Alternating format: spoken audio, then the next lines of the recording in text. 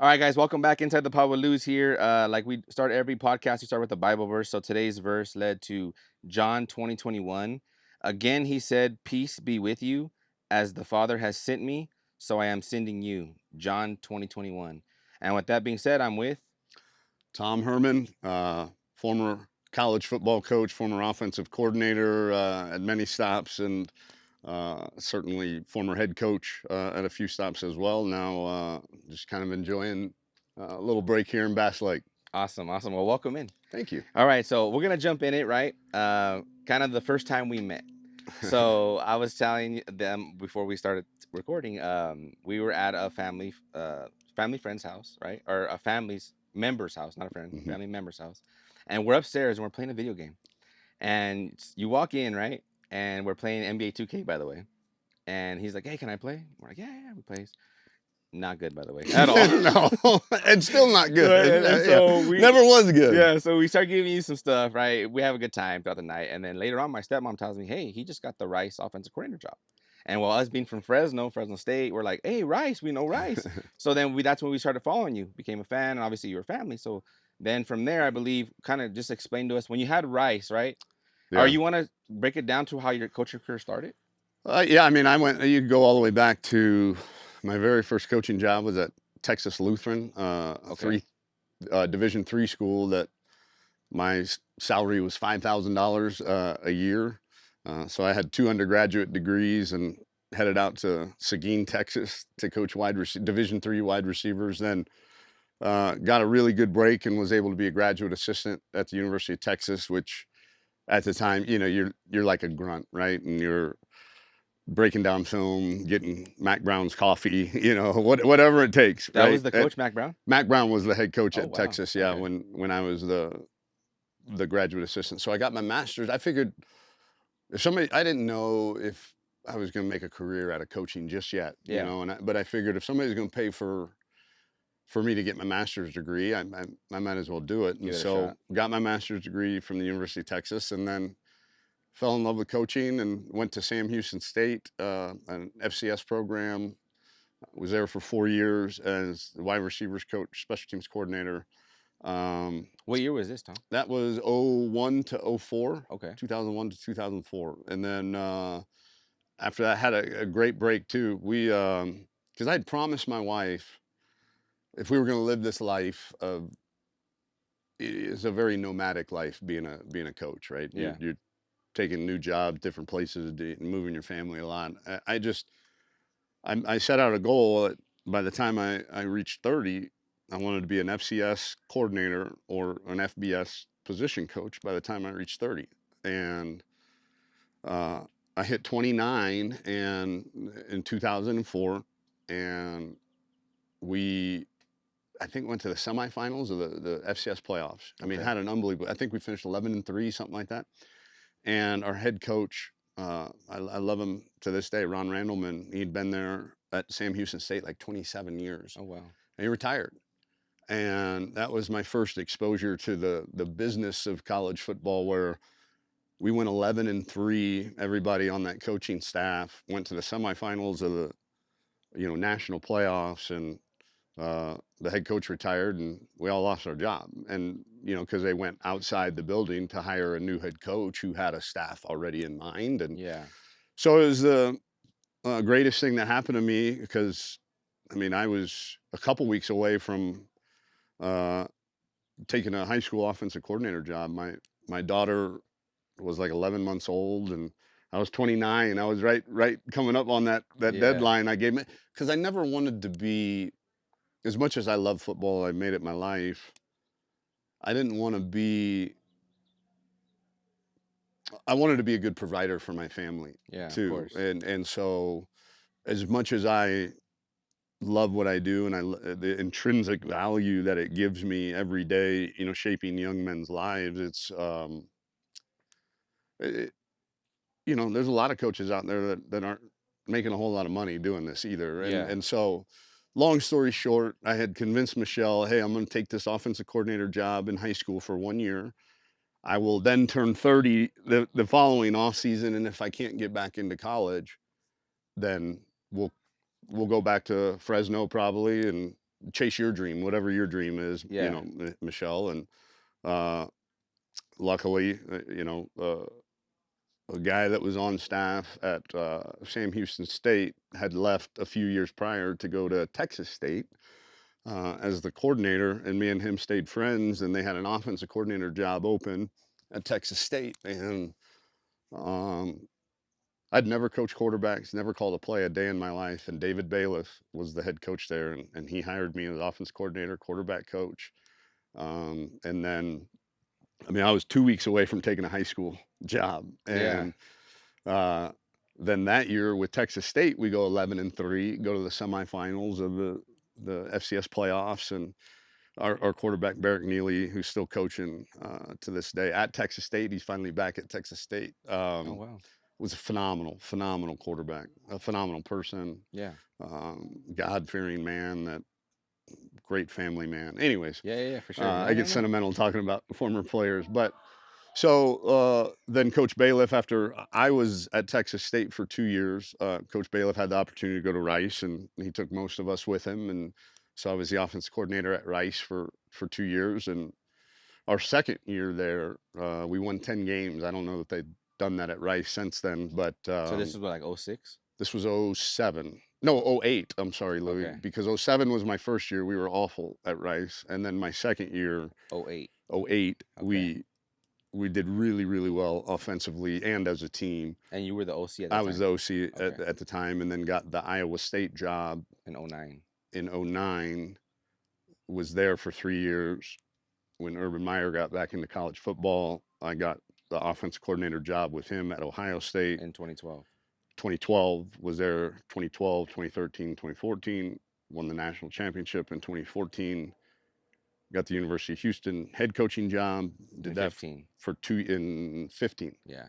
So I was there 15, 16, and then Texas 17, 18, 19, 20, then 21 Chicago Bears, 22 was doing broadcasting, Yeah. then took the Florida Atlantic head job and in 23, and now I'm hanging out in Bass Lake. Yeah. No, that's, man, that's an awesome journey story. Yeah, I want to touch on one of the stories. We kind of already went over it. It's kind of a cool one. It's when you were at Houston, yeah, right? You were coming back from the Memphis game. yeah. And you were, I think you had just got an interview too, and they were asking you about the Houston job. But Mhm. you said you were pretty much gonna go to LSU. You were in the plane, you landed, and then kind of break it down to us of kind of what happened there and how Yeah, kind of that was really uncomfortable. Handled poorly by me when asked that question. But younger, right? Younger in your yeah, coaching days, so I was honest with the team, and nothing had been finalized with LSU, but pretty it was much a pretty much, done hey. deal. So long story short, I've never really kind of told this side. I know Coach Orgeron has kind of told the story, Oh, okay.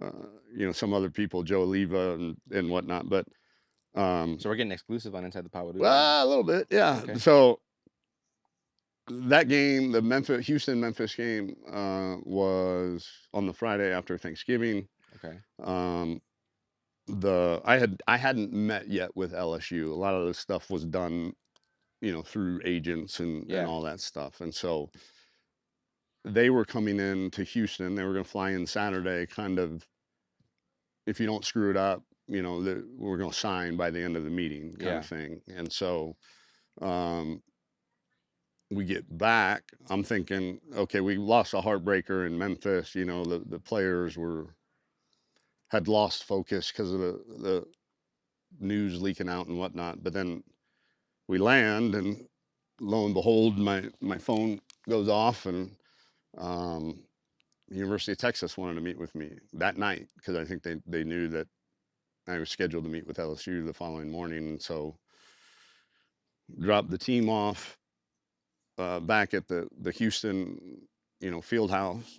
Went and grabbed another colored tie. Yeah. And I still had a suit on, and drove to a small town outside of Austin. Kind of met not quite halfway. I had to drive a little bit longer, but Yeah. Yeah. um, and started kind of interviewing with them at like midnight maybe, Yeah. and kind of was done about 4 a.m. and had to call LSU and say don't get on that plane. So that was uncomfortable, certainly. Oh wow. And then so okay, that's a cool story though. I mean, it But was it, kind of it yeah, worked out to where, yeah, but I got the job that I wanted, but at the time, but it was it was pretty hectic for a while. Yeah. because that would have kind of essentially led you into that LSU team that's like talked about as one of the greatest We teams played ever them 2 year when the year they won the national championship. I think we might have played because they them had as Burrow. close. They had Joey Burrow, two first round wideouts, a second round wideout, a first round tailback, a first round Yeah, offensive that guard, a that first round outside. I mean, it was that team was stacked. the best team I'd seen in person, and I was on or on the staff with Yeah, Ezekiel Elliott, Joey Bosa, and yeah, Mike Thomas, those guys, and that LSU team was ridiculous. Yeah, yeah. No, and that they were really they talented. were really, really good. And if you really think about it, it's kind of like in a way, imagine. I don't know if they had that already recruiting that Coach Orgeron got them, or that was already a class I coming think in. I think it was there. Most of it, the big piece was Joey Burrow, and Because he came from Ohio State, when right? I first got the Texas job, I recruited Joey to Ohio State, Oh wow. and So you got him to go to Ohio State? yeah, yeah, yeah, Okay. and so we stay in touch to this day. He's awesome. This is the kind of person Joe Burrow is. Hmm. I never had the opportunity to coach Joe, but I recruited him, and that recruiting I had to convince a lot of people that he was worth a scholarship at Ohio State, and his product obviously was the convincing, but there was a lot of salesmanship on my end too, and his career is obviously kind of the rest is history. But um, I think he's always appreciated that. We shared a moment when we had to play him. And when I got the Texas job, it was when he was transferring too, and but we had just signed a true freshman from Austin, from Westlake, named Sam Ellinger. That Oh yeah, yeah, yeah. I, I thought he was going to be the future, and no, I would like to think I helped counsel Joey on the best decision, and he made a great one. But to think that there were a couple different scenarios where I would have had the opportunity to coach him again, and but to tell you what kind of man he is, I'll go all the way back Yeah, there. yeah, yeah. I texted him when they played in the Super Bowl a few years ago on the day of the Super Bowl. Just good luck, proud of you. Within an hour, he texted me back, "Hey, thanks, coach. Appreciate it." I mean, the day of the Super Bowl. Yeah, Like yeah, yeah. I Like the mean, most I've important never day of coached yeah. Joe, and his family's great. His Jimmy and Robin, his parent, or Jimmy and Robin, his family have been awesome, and so it's a funny story, our connection in terms of uh, how he's been so good to me Yeah, when all I did was I never even coached him. yeah. You just I recruited just him. recruited him. Yeah. So when you, I mean, kind of giving us, because remember, I don't know, and I'm pretty sure most of us don't know. How does like the recruiting process go? Like, so are you like boots on the ground, driving to places? Are you making phone calls, or like this is back obviously in Yeah, it was much 2012 ish. So different yeah, before yeah, you could pay players and all that, and so relationships were huge. Relationships were really big, local, like in the area. So yeah, we actually had true territories. Like I know, even though I was the offensive coordinator, I had Southeast Ohio, and then I would go see all the national uh, quarterback recruits. Yeah, yeah, yeah. recruits. Um, which funny story about Josh Allen, which we'll get to, I'm Okay. sure Yeah, at some yeah, point. yeah, yeah. Um, but no, so I would go nationally, but I was expected, and every position coach had a kind of local territory. At Ohio State, it was Ohio, it was the Midwest. Okay. At Texas, it was pretty much state of Texas and Louisiana and Oklahoma. But those assistant coaches, yeah, they were expected to go and have relationships with those high school coaches, with the AAU coaches, Yeah, it's a true feeder. yeah, yeah. And so that when they have the next best thing, Yeah. that they feel like you're going to be a good spot for that young man, and you'll take good care of him. And so it's a little bit different now. I think recruiting has changed in terms of um, the We're ability. excited too. We're excited too for the Yeah, guys. exactly. Yay, recruiting. But the just the access that these kids have to your program now, you never saw. This is getting really philosophical, but when I was growing up, I grew up in Southern California, and the only time I saw Alabama play football was if it was the ABC game of the week or whatever, Yeah. right? I mean, now you can watch every game down to Division 3 is streaming, and Yeah. Yeah. every program's got There's 17 different social media yeah. accounts There's so that much you can. access There's now. so much access Yeah. that kids have no problem traveling. Geography isn't as big of a thing as it was, and so now, especially with the ability to pay players, and Yeah. you got to at least be in that price range to Yeah. to even Yes. get a get the kid to answer the phone. But And that's probably changed. oh So yeah, it's so foreign to me. It was all about relationships and development, and honestly, the degree, the power of it was. I loved working at the universities I worked at because they had such a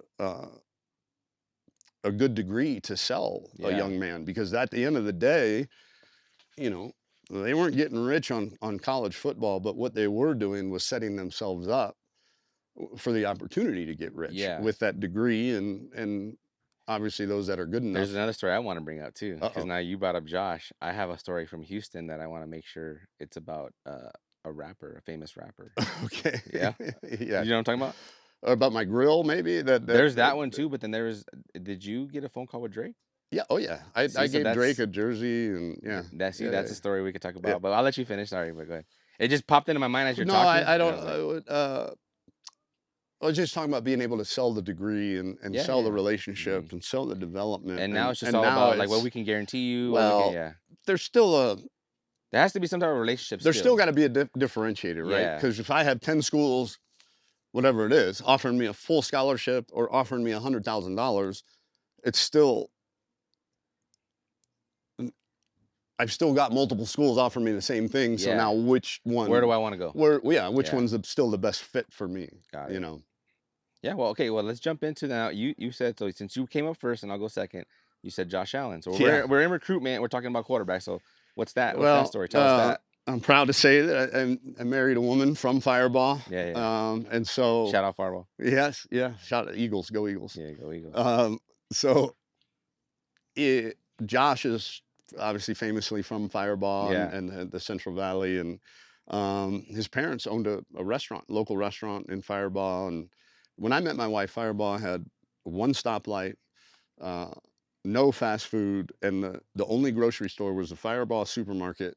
And when I met her, I don't know if it's still true to this day, but it was in this century that you could still walk in, get a cart of groceries, walk out, say, put it on my tab, and you'd get a bill in your mailbox at the end of the month. Like that's how small town Yeah. Firebaugh is. And so his parents owned a restaurant, and I think I was offense coordinator at Ohio State at the time. Oh, And so okay. word spread that, You were in town. hey, Michelle Tatarakis is now married to Tom Herman, and he's in town. And so I was told, hey, it would be a really nice gesture if you went and had a meal at the Allen's restaurant. Yeah. They'd like to talk to you about their son.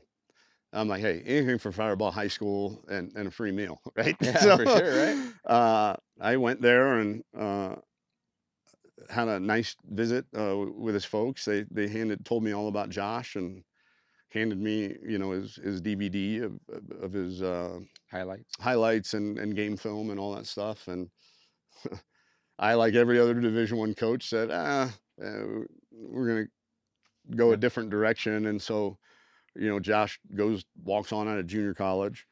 Greeley Then College shout out. then best offer he's got coming out of junior college still is Wyoming. And then now Yeah. he is the NFL MVP. And Surreal how God works, huh? but I'm one of the thousands of people that turned Josh down coming out of high school in terms of a scholarship. So um, maybe my career would be different in a good way. Um, Yeah, no, I mean, like I said, the Lord has. So I'm gonna tie in my favorite verse, Isaiah 60:22. When the time is right, I, the Lord, will make it happen. So it's all mm, about timing, right? Another one that's kind of been hitting me lately, Matthew 9:29. Because of your faith, because of your faith, it will happen, right? So I believe that everything happens for a reason. Josh, I mean, man, it's just an amazing story. I That's know. dude. I mean, he's NFL MVP. That's a movie From right now Fireball. from Fireball, right? And then from everything I've gathered, I'm gonna shout out to his parents, right? Joel, I used to manage a Good Guys in Fresno, and them having the Allen Ranch, and they have Oh yeah, their trucks, and they bring it in for service. So I met Uncle, I met the mother, and I met Joel. Great great people, people. great family, Yeah, right? All about Fireball, and just very, and Joel, he agreed to come on the podcast, so maybe he'll see that there we're you go. kind of moving a little bit this way. I told him, I don't know the potential of where we're gonna go, but I just know there's potential, right? Yeah, And I could have never imagined. Once again, that's why I want to thank you for coming on. sure. We have a unique tie, but once again, it's kind of wild how things align, right? And God prepared me because I have law enforcement, right? Hmm. I've always been a sports guy, Hmm. right? Now that if I need to go a little route, I need to get coached up, OC side. I need to, hey, what do you think? I'm gonna be honest, man. I play Madden, right? Put the Right. little thing in, but I Yeah. don't know too much. Like, Sure. I have buddies that they want to sit around and do like a podcast and do like the Manning cast. And they want to Oh sit yeah. around, they're like, hey, I can call this play. But off. Yeah. Yeah, but just kind of Just with boys. talking about the Yeah. X's and O's And of the it. thing Yeah. is, like, I think what I want to push is it's reality, man. Look at, I'm Hmm. right here, right now. So I think if you just follow your dreams, it could happen. Pretty But cool. that's kind of cool about the Josh Allen story. Once again, we'll see if Joel were to come on when the time is right. But I want to talk about now. One time I heard a story, and that's why I want to confirm with you. That's why I asked, and you're like, yeah, yeah, yeah. So we were all around, remember, because our ties are through my stepmother. Tanya Right. Tataraka, shout out, by Yeah. the way. You were. You've been Buffy's kid Yeah, yeah, to me yeah, forever. yeah. Yeah. Shout out my dad, Buffy, Yeah. right? Buffy. BNT Trucking. So yeah, no, you were kind of doing your thing, right? We met you, and everything was good. Like I said, I actually have these shoes right here. I need Oh to yeah. show these shoes right here. This is provided through Coach Tom Herman. That's So right. I used to get. We had. I think you got whatever through a deal through Nike, right, through your school, and every year you had a X amount of money, and you could Hmm. only spend so much because you guys got so much gear coming in. So every year when they're doing the drops, they're doing like in December for the 11s, and I just thank you. Yeah. Well, Uh, it's funny because Nike takes really good care of yeah, the no, they Nike really do. schools, and Nike. even as the offensive coordinator at Ohio State, every year we got a good a stipend, I guess you would call it, Yeah, yeah, right? yeah. $1,000 a year, something like that.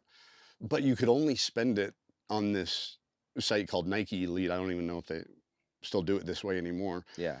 But they didn't have a lot of stuff, right? And so I'm like, how many more T-shirts and polos do I need, right? So the joke was for years the in-laws always got Nike stuff for Christmas and Yeah. birthdays and all that stuff because everybody always needs that stuff. Well, Yeah. I just go to the equipment guy and I get all that stuff. So I'm glad I could help out a little bit in Yeah, no, I your appreciate you. Jordan collection. These is Yeah, these are the breads right here. So these are actually really I don't know what good that shoes. means, but They're like a really popular Jordan brand. okay. So but no, thank you. So now we'll jump into the next question. Oh, the Drake. Oh So yeah, you're at Houston, yeah. right? And tell us that story. So like I don't really know it. So this is kind of like I'm kind of getting breaking news, but I was told you guys are around a campfire, and either you called him because someone brought up a story, or he called you, No, well, or how did it work? I called him.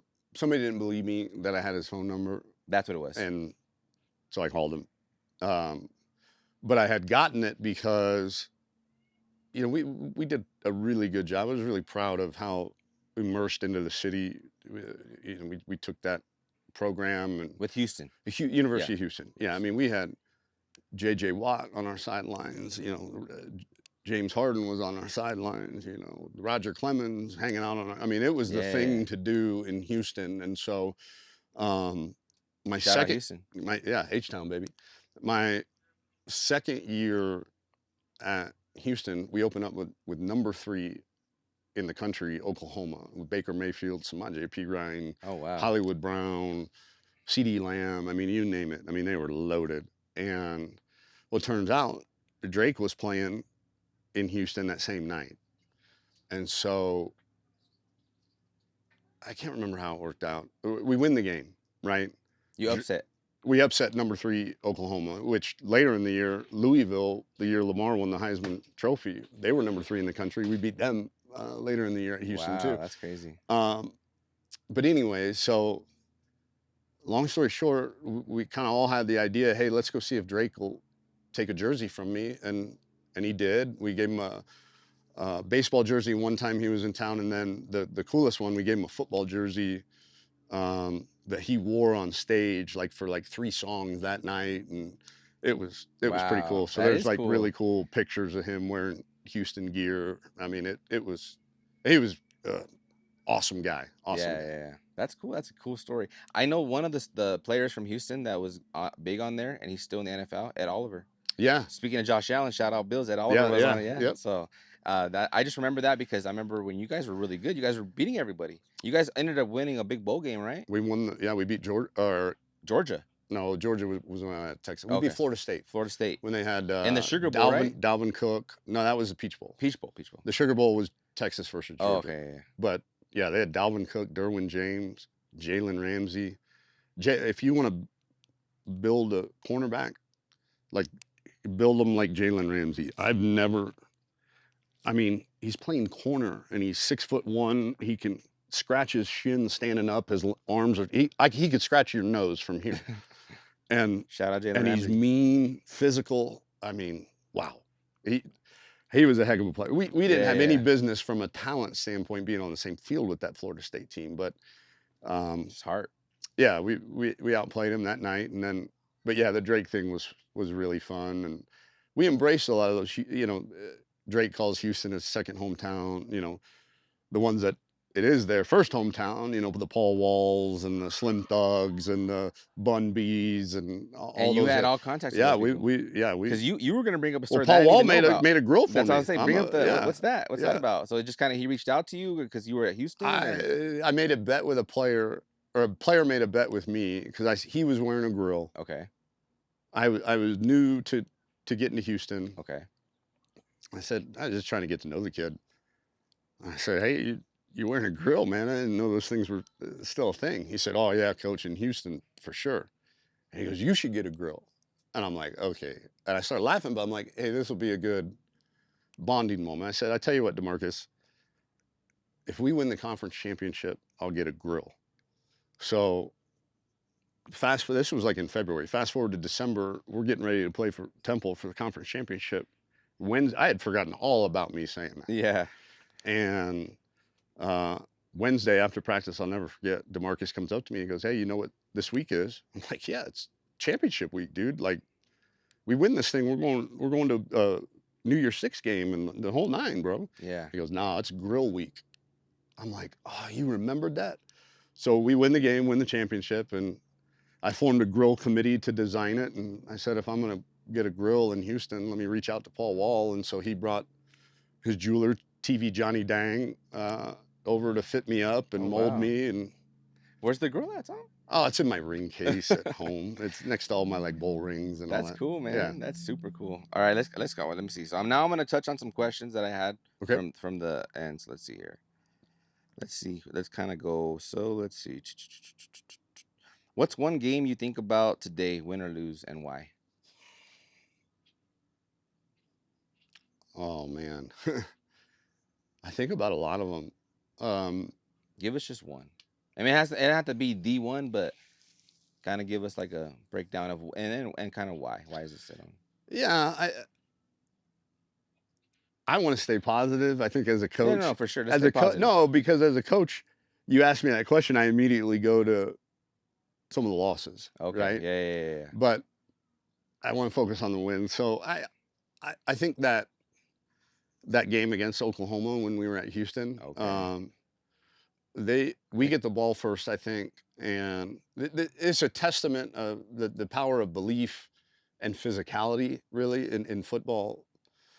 We get the ball first, I think, go 3 and out.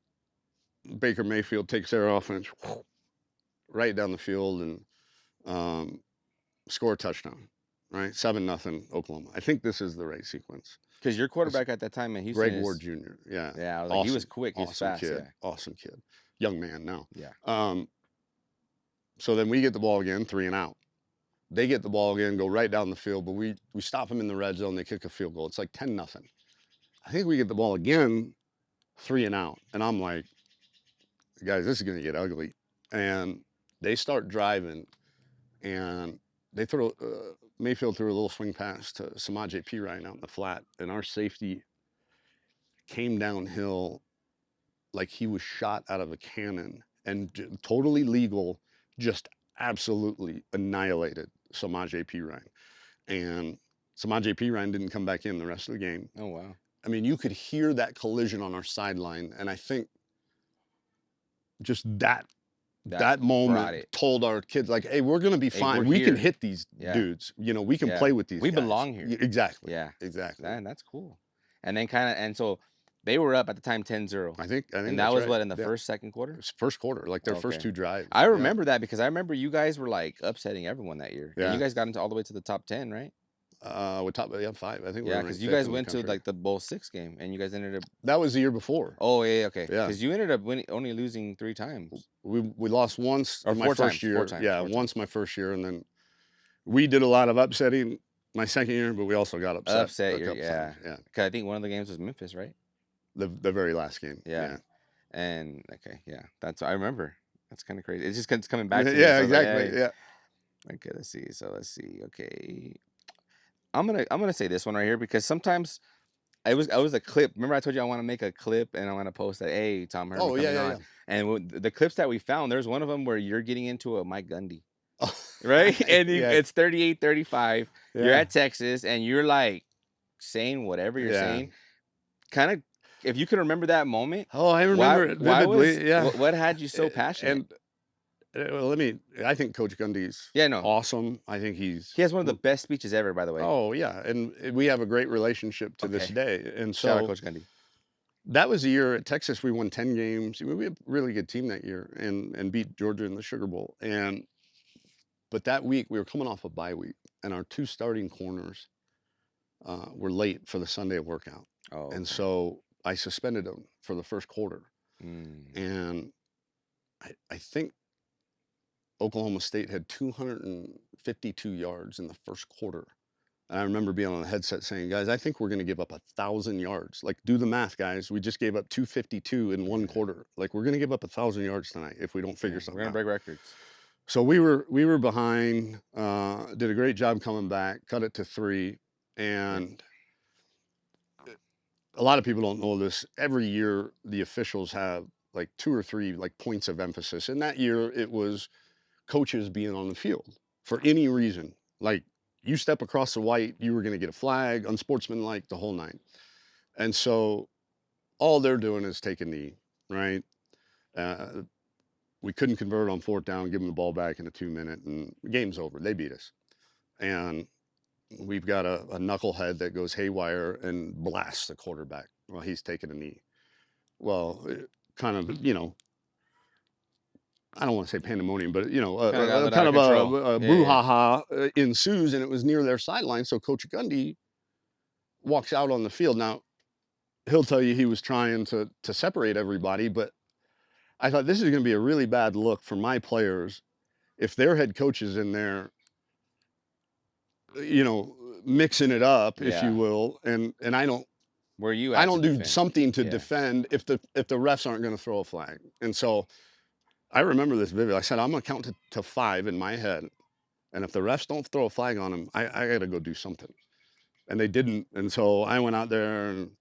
But he was trying to keep the peace. And literally, the head of officials called me the next day and said, yeah, we should have thrown a flag on him. So, but it was water under the bridge after that. But it was more... we had a guy do something really dumb, but I wasn't going to let another coach, yell at my players. We'll handle. You're stepping into that role now. Now you're coach. I got to go get my guys. Kind of that dad role. Yeah, like I'll handle that. These are my guys. I got to make sure. I got you. Okay, so kind of speaking on that, we're on that topic. Is there a player that stands out because you've been coaching for a long time, right? You've had a extensive amount of time from your time at obviously your beginning to where you're at today. Was there any players that stand out as far as who you're like, hey, I'm always gonna remember this guy? You guys have a relationship to this day. Is there any player that you can kind of, or a few that you want to mention, or you do? I mean, there's without obviously respect to all the players. Yeah, I mean, there's so many that fit that mold, but I always love to tell the story, like, I think it's appropriate now with the way players are transferring all the time now and all that. Of Cardell Jones was our quarterback at Ohio State, and we had Braxton Miller coming back, who was the two-time. Is that 12 Uh, gauge? that's 12 gauge. Yeah, Okay, the funny part is right before we started, one of our family members was like, "Hey, you gotta talk about if you don't talk about Ohio State and the quarterbacks when Tom was there, bro." He's like, "You're messing out." But you brought it up, yeah. so now I'm gonna. So So go ahead. we had a really good quarterback room. Braxton Miller was a two-time Big Ten Player of the Year. Yeah, Um, the best backup quarterback in history, named Kenny Guyton, who's now coaching Wisconsin. he's the Um, head or he's the. no, he's a receivers coach, I Oh, believe. okay. Yeah. Um, JT Barrett, and then Cardell Jones. And Yeah, so Braxton Miller was coming back. We knew he had a good team, but he was coming off an injury, shoulder injury. He had major surgery on his throwing shoulder in the offseason. And behind him, we had JT Barrett, a redshirt freshman, and Cardell Jones, I think, who was a redshirt sophomore. And we were kind of easing Braxton into training camp, and we were like 12 days from our first game, and he goes out and throws a pass and dislocates his shoulder. So he's out for the season. So now in 12 days, we got to figure out who our starting quarterback is going to be. And it turns out to be JT Barrett, the redshirt freshman. So this Cardell Jones, who's older, had been in the program longer, probably could have gotten his feelings quite a bit and been like, well, I just lost the job to a younger guy. Um, I'm never going to be the guy that maybe I thought I was going to be here at yeah. Ohio State. Confidence could have been Yeah, shot. Yeah, yeah, and it, we had a great relationship. I mean, a great relationship, and but it was rough at the beginning. And Cardell, he doesn't drink, he doesn't smoke, he wasn't chasing women. He's just immature, and he'd say dumb things and do dumb things, and so we butted heads quite a bit, and but I don't I see coaching much like being a parent. Like I do I want to have a friendship with my children? Yes. Um, is that the most important thing I need to be with my kids as a friend? Absolutely not. No, I yeah, need to be their parent yes, and mentor and provider, right? And so I take the same approach with players, and takes a while for them to get used to that sometimes. But yeah, I think if we were in today's age, Cardell Jones would have transferred immediately, and the the way the story ends up is JT Barrett goes through the whole season. We lose one game, we're 11-1, and he breaks his ankle against Michigan. So we go play in the Big Ten championship game, ranked sixth in the playoff poll, and we got to have an unbelievable showing against Wisconsin in the Big Ten championship game. And he goes out there, and I think we beat him 59-3. Or, I mean, oh my gosh, it was silly how yeah. well he played for not having played the whole year. And then we beat Alabama with him at quarterback, and then Oregon for the national championship, and And that was when in that year. Who was the quarterback at Oregon? Was it Mariota. I was it Yeah, Mariota? yeah, Heisman Trophy year. Yeah, That's crazy. See, you got some man. Your stories like the players that are even there's still some that are there in the NFL, but yeah. they're gone. Like you coach Zeke, Oh yeah, right? yeah, Feed Zeke. yeah. That's where that started when he was a true freshman. Um, I'd always called plays as offense coordinator from the press box. And so we were beating the team pretty bad. And he got in for some extended minutes in the second half. And he busted off like an 8-yard run or something. But it was a good run, man. I Yeah, mean, he broke a few tackles along the way and tough run. He popped up. And Zeke's got two speeds, off and full. And he was one of the best practice players I've ever seen. I mean, he just goes, right? He just goes. Bijan Robinson's the same. They just did you go. recruit Bijan? Oh yeah, yeah. Oh And they wow. just go and they just go. I coached Bijan for a year. Yeah, Oh his okay. freshman year, and then um, Zeke. So yeah, so he busts off this 8-yard run, and he pops up, and I'm like looking down from the press box, and he looks up at the press box. He's doing that, and I remember saying to the running backs coach, Stan Drayton, who had a great relationship with him, who went on to be my running backs coach at Texas, went on to be the head coach at Temple. Now he's back as a running backs coach at Penn State. Anyways, I go, Stan, what is Zeke doing? He goes, Coach, I think he wants you to feed him. And I go, okay, I'll call it again. And he busts off another run. And he looks up and does that. And so we just boom, boom, boom, boom, give him the ball. He goes, scores. I get him on the headset. I said, Zeke, is that? He goes, Coach, anytime I do that, man, that means I'm feeling it. And you got to feed me. I'm like, yes, sir. I got it. That's crazy. That's cool. Yeah. That was like when he obviously became with the Cowboys, dude, and you know, Sunday Night Football or just in general, you get up and Yeah. and so that's kind of, man, that's great. That's a great story how that's how it started at Ohio State. All right, so we're kind of talking about Zeke Elliott, right, and how he feeds Zeke, right? That's kind of a cool story. But now, kind of like starting from your career, coaching career to where you're at now, obviously the maturity, you know, life, everything, you know, your children, you said your daughter was 11 months. How old is she now? Now she's 21. So yeah, 21 years, right? Starting her senior year. So the question I have is, what kind of leader were you when you started coaching, and what kind of leader are you now today, you think? I think for me it was hard. You know, I was a Division III player whose family wasn't in the business. You know, I didn't have a lot going for me early in my career. What I did have is I could relate to players. I was young, Yeah. you know, and I distanced myself, I think, enough as a young coach that we never crossed any boundaries, but was more like a big brother than I was a dad. And where kind of the older I got, the more I felt like a dad. Like it just kind of was the natural progression of leadership, I think, you know, especially you're going from leading your own position, you know, to then leading a side of the ball, you know, as a coordinator, to then leading an entire team.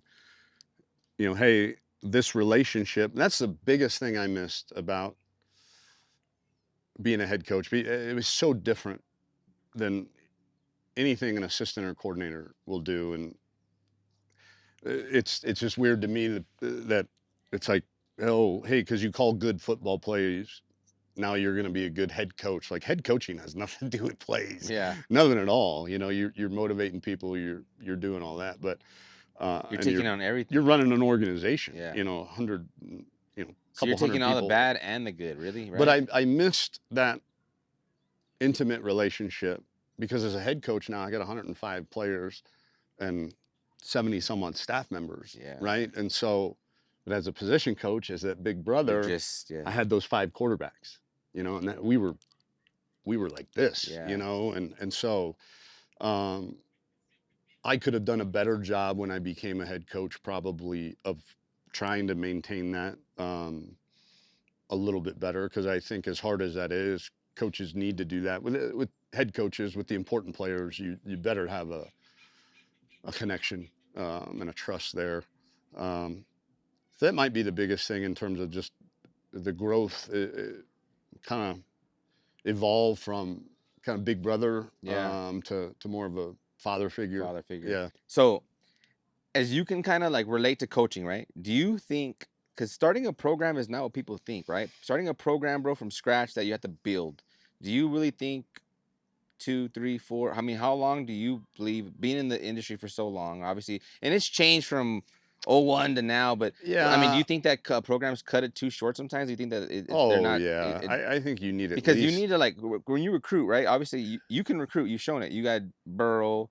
When you're telling me, oh, I had Bijan, like, bro, these are NFL guys that are like at the Ed top Oliver of their... was the only 5-star still to this day to sign with a non-Power 5 or a group Ed of 5 Oliver is school. he's still a beast. Like, he's over there doing his thing for Buffalo. Like, they're not gonna not be in that deep run because you know Josh is amazing and the team, it's a team sport, but Ed's handling the business on the corner. But you need to have like that recruiting to bring those guys, because is there like I guess you can say, like, everybody has, the Lord blesses with a certain talent.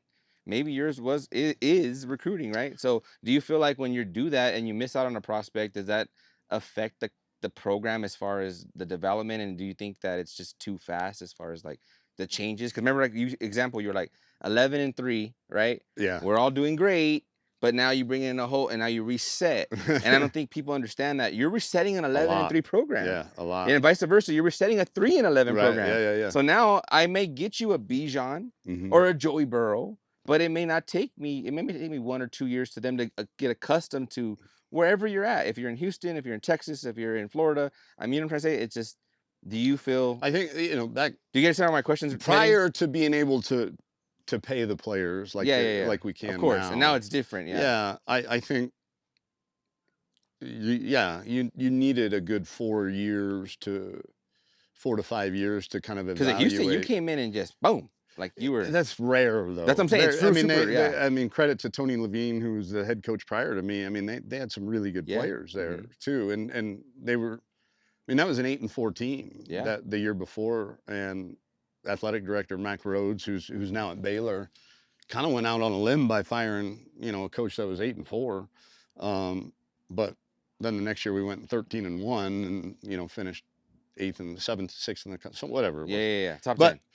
I don't know how we got started on this, We're but talking about if they're too quick to like. Remember? oh yeah, because I don't that's very rare. I mean, when you take over a program, it's more like oftentimes it's like when we took over at Texas, right? I mean, this is a program that had, for the first time in their 100 years of playing football, they had 3 consecutive losing seasons. They didn't go to a bowl game for 2 straight years. Like, there was a lot to be done at Texas, where Houston, they were just missing maybe a few Yeah. missing, ingredients here and there. But Yeah. they had the nuts and bolts were definitely there, I like how you put that. Yeah, yeah, Yeah. yeah. That makes a lot of So I sense. think it's all dependent on the situation that you That happen is to come so in and true. take over. Well, I mean, that gives some clarity too, because I mean, that's true. If you come into a that where you got to put all the bolts together, and they're like, all right, you're done, right? Yeah. Compared to where it's almost, and then we're ready to rock and roll Right. now. Yeah. Yeah, no, it makes a lot of sense. Because I just,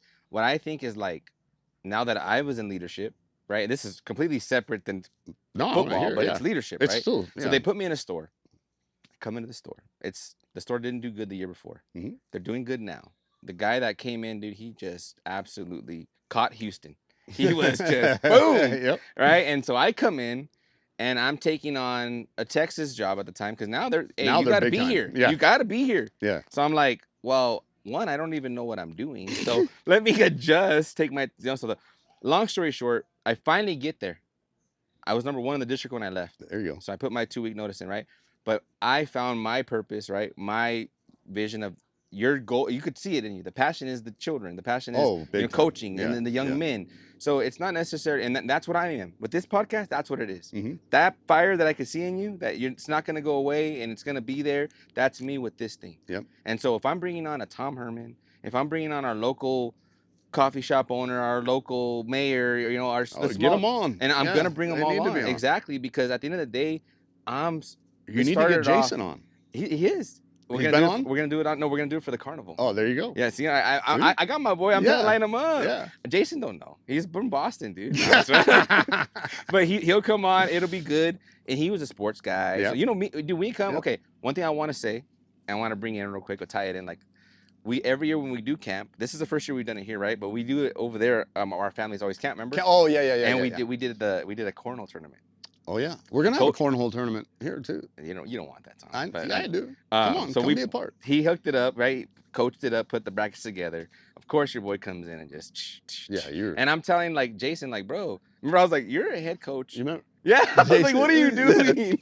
But it was just good times, and see, that's what I'm talking about. And you can come in that competitiveness, like, bro, you come from these men of college, Right. JOs behind the scenes, right? Now I'm kind of turning into it, so it's like we all have different paths, but we come back in and we have the same. And so I'm trying to tell you is like I think our goal at the end of the day is that's what I want to do, Mhm. help the youth.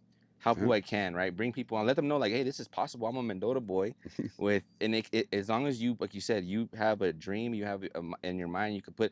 It's cliche, bro, but if you really do push it, I mean, look what's happening in front of everybody's eyes. Like, hey, and don't. I think you're. No, yeah. You're spot on, but I wanted to give you a hard time. For sure, give it to. Don't think that we didn't give Tanya crap and still do that. She hangs out with Buffy, who's a Mendota guy. Like Fireball people don't like Mendota people. That's true. There is like a Mendota rival. people don't like Fireball people. That's very true. That's very true. But see, the difference is like, okay, I'm gonna tie it into scripture real quick. So it's about generational curses, right? Having the things on you. What we're trying to do is the shackles. What I'm gonna try to say is like this. It's always been battle 33, and I'm trying to make it Unite 33. There you go. Right? So it's a little different approach. Like, Yeah. yeah, it's always fun. The competitiveness, Mhm. when we go against Mendota, and we're going to be from Fireball or vice versa, we're from Mendota going against. But what the people in those two towns need to realize, much like any rivalry, Yeah. they're much more similar than they are different. Exactly. They all got the same problems, the same needs, the Yes. same, like, we should be united as we try to get these things accomplished, you know? Exactly. No, yeah. And I feel it. I see it, and that's what I love about where I come from is it's a lot of it's competitiveness. Mhm. And okay, he doesn't like to be called it, and I won't say it too much, but the guy I'm partnering with, the guy that's helping me out with, we Mhm. talked about, right? He's from Fireball. So he comes in competitive, right? Yeah. We graduated the same year. I'm like, bro, I didn't like you. In high school, like I first met this guy, like you were just as arrogant as me. Right. And so, arrogant, Yeah. alpha. Yep. And so and now as we've grown, matured, right? How we started, now it's about what can we do? How can I utilize your skill and my skill? Yeah, And how let's can go. we just make it? There you So go. instead of the battle, like I said, let's unite, and we're still gonna have that friendly competitiveness. Mhm. They still have the spirit stick. Uh, the funny part is somebody mentioned they're like, hey, when we do it, because there's an influencer that I'm gonna partner with when she comes, she's gonna come do the carnival with us. Mhm. She's like, hey, we should bring the spirit stick, and we can I'm from Farwell, you're from There you Mendota, go. and I was like, Yeah. okay, and I was like, good idea, right? Yeah. But that's that competitive nature. Yeah. All right, so I know we're wrapping up right here. Yep. Thank you once again. He just had knee surgery, right? Yeah, I had my second knee replacement. Had my right one replaced 3 years ago, and my left one replaced 3 weeks ago. So, Yeah, so you got to slow down, coach, when you're out there running the sidelines and getting crazy. Sure. yeah. There's a lot of passion. I like it. All right, so let's get into. I want to ask, like, there's about one more question. I think two more questions here. Oh, this one right here. What's the best advice you like? One, you kind of being, in the industry so long and coaching, right? Like, what's the best advice you think you received from a mentor? Uh, Like in yeah, general. probably just, you know, be yourself. And I know that sounds cliched, but Yeah. I think as coaches, we're very much shaped by uh, our way of head coaching.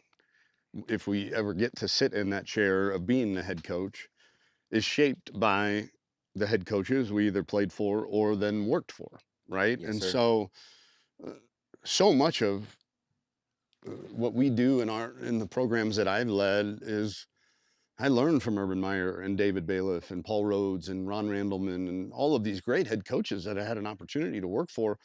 And we're all kind of, as coaches, there's no original idea, right? Yeah. We're real good coaches at taking somebody else's idea and tweaking it just a little bit, making it just a little bit better, Yeah. right?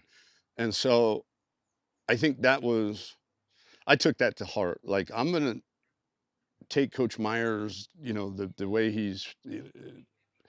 the blueprint of his program and the way he teaches and holds people accountable and this, that, and the other. And Paul Rhodes, we're going to use this, that, and the other from my time at Iowa State and my time with Coach Bailiff at Rice and Texas State, this, that, and the other. But at the end of the day, if I try to be Urban Meyer or David Bailiff or Paul Rhodes and have their personality, it's got to be Yeah. me.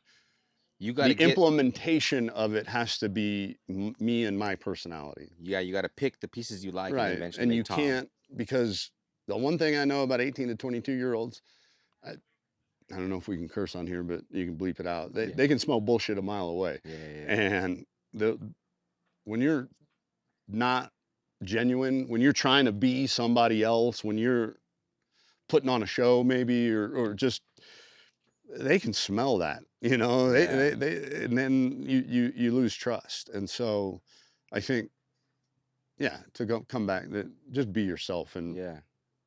not to be cliched, but because we are shaped so powerfully by the people that we've worked for and under, but you got to understand your personality is your own, Yeah. and that's what makes you you. That's great words. Because now I'll take that into this next, endeavor. Yeah, you don't And need to be Joe Rogan. Now, he's might have some great ideas and some great formatting, yeah. whatever it Yeah. is. Take Yeah. all the great ideas you can from every great podcaster out there. But the minute you try to sound like this guy or have a segment like that guy, or and you're listening. They'll sniff it just like the 18 to 22 year 22 year olds. olds, You know yeah. what I mean? See, remember when we first came in, we talked right before how we were going to structure this thing. I said Hmm. I don't watch podcasts, Yeah, and I you don't shouldn't. watch them for Yeah, a reason because I don't want to.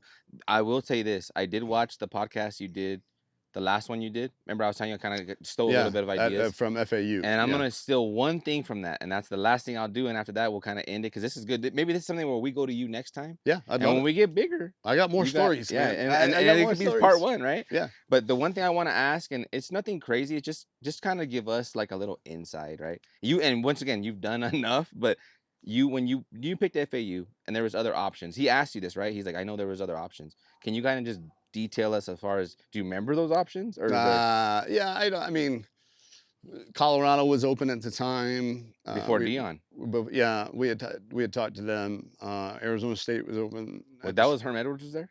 It was leaving, Oh, okay. and so now I don't know Yeah, yeah, yeah. how far that Yeah, conversation because you would have just ever you yeah. gone, but I just that caught my attention because I was like, well, once again, I know us being family and talking to Tanya and I watched ESPN before this was even right. occurring, bro. I would be the guy, I have friends. Hey, Hey, what's yeah, wait, did hey? you hear this? You hear this? I Yeah, heard Coach and Herman's doing yeah, well, this. and then so we have Twitter and all these things, right? And so I would tell her like, hey, what's going on I'm with this? And hearing this yeah, about and Tom. so she's like, well, I don't know, ask him, right? And That's so I awesome. was like, what's kind of crazy is okay, the Lord is aligning me. See, one day I could be like, hey, Yep. Tom, what's up? There Like, you what's go. going on? And like I said, my You got thing my is, number now. I do got your number Yep. now, and it's gonna be a contact that I think we're looking forward to because whenever you decide, right, at God's time, enjoy, get healthy, Oh, get yeah. right, get back in there, give that passion to these 18 to 22 year olds that really need it, that old school coaching, right? We still need to bring that old school Oh, yeah. mindset to these kids, man. I feel like I'm an old school coach. When I coached in this little the leagues in our town, right? Hmm. I'm over here telling parents like, hey, and no disrespect to anybody. I'm just like, I'm not gonna yell at a kid, but I'm not gonna let a kid just do this, right? I'm Right. obviously age group matters. Yeah. The last 2 years I've coached But T-ball, you can so I wasn't crazy in T-ball. accountability Yeah, holds true for all ages. I remember It's just how you deliver that message. I It remember might be a little my different. first year coaching baseball. We're in the All Stars. My catcher, starting catcher, but we're about to go to the All Star tournament, makes my second baseman cry, right? And then I'm like, what happened? Didn't want to apologize, didn't take accountability for it. Cut him right before the state tournament. So we go to the state tournament, no catcher. So it's not good, bro. We're Yeah. down like 23-0. But you had to. And I told the kids, I was like, the thing is, we're not gonna give up. We're gonna finish it off. Yep. And we'll remember this. And later on, and those kids are now our sophomores. And I'm gonna tell you right now on with Coach Tom Herman, you guys have a lot of potential. You guys could do it. I'm telling you guys, I believe in you. And like Coach said, it could happen. So just remember that, guys, when it comes out, because it's gonna come out for their sophomore year when it comes out. Yep. I So love it. I want to be able to let them know like anything's possible. Love And it. when I think when I'm gonna tie in because I know I'll just ask you real quick.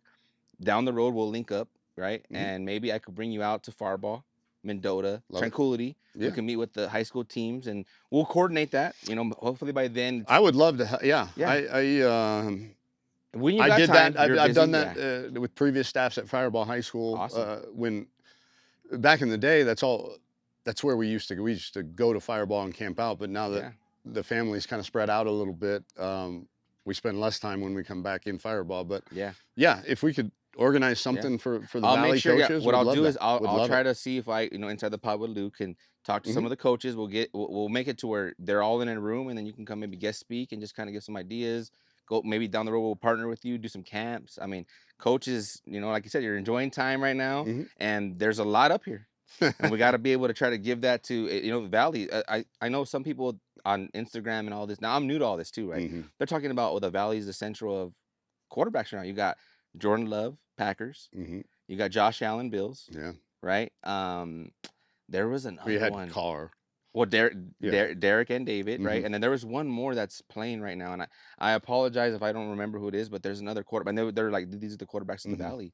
And so coming in, I'm not gonna just say because you're my, family. It's just, but I've heard kind of a quarterback guru. So you come in, maybe some talk to some of the coaches. Yeah, it'd be great. I will say this, and I'm gonna give him a shout out real quick. He's from Kerman. His name's Adrian Torres. Keep a lookout for this kid. He's really good, and they just come off a Valley title, and he might come on the podcast. So maybe from then you can have a You got conversation, it. and it's just something that will be surreal for them, right? Mhm. Anything else you want to touch on, Coach? Before we No, kind this has been great. of, Been great. it's been really a blessing, honestly. So how we usually end things is I'm gonna end this last question with I really want to tie it in and I put it on there. And because of the whole basis of what he's done for me in my life and what's happening, like you said, what's kind of occurring, what's your relationship like with God? And I E mean, obviously, you don't have to yeah. get too crazy in depth. Just No, kind of, it's I don't mind sharing. yeah, yeah. It's evolving, you know, Yes, I was raised Roman Catholic, as probably you were too, yeah. and was an altar boy, the whole nine, and got a bit disenchanted, you know, as I grew up with organized religion. Like I always tell my mom, like, Mom, we're standing up, we're sitting down, we're saying these prayers in Latin, we're kneeling, we're like, if you walked up and down the aisle, and maybe 200 people here at this mass, you know, why do we kneel then? Why do we say that prayer? No, the answer is always going to be just because. And I didn't want that relationship with God where I was checking boxes. Why do we do this? I don't know. I'm just saying this prayer because I I was think told. I was told to say this prayer and I'll go to heaven, Yeah. you know? And so then my wife and I, early in our marriage, we kind of went on a church finding journey. And really nothing really stuck. So I pray every day, you know, and uh, read. In fact, Bijan Robinson's grandmother, who raised him, I'm in a group chat with him and now his real mom and his grandma, and it used to be daily, but now it's a couple times a week. We send Bible verses to each other Oh, and nice. whatnot. So um, I kind of get my scripture that way, and then you know, throughout the season, we have a team chaplain that we have chapel every Friday night for 45 minutes. So um, It's there. it's there. Yeah. Now, I'd say my relationship with, like, I'm a very godly person, For but sure. I haven't found quite the right religion maybe yet, So the you beauty of know, it or is for practice the beauty of of what it. I The believe. beauty of for me is this is my saying. It's not about religion. Yeah. It's about relationship. Yep. So that's why we're aligned because this kind of aligned perfectly for me and honestly for you. I know where you're in circumstances, but it kind of just it couldn't have been better timing, and that's how the Lord works. So I like love I it. just tell you like this, keep doing what you're doing. He knows, he feels it, he loves you back, and it's gonna be good things for Inside the Power Lou and Coach Tom Herman coming up. All right. All right, brother. So Thanks, man. I'm gonna end with the Bible verse and we'll head out. You Okay. got it. Alrighty. Let's see here. And with that being said, we always end our podcast with the Bible verse. So, John 20:21, again, he said, peace be with you, as the Father has sent me, so I am sending you. John 20:21. And thank you, Coach Tom Herman, for coming on, and we'll see you guys later.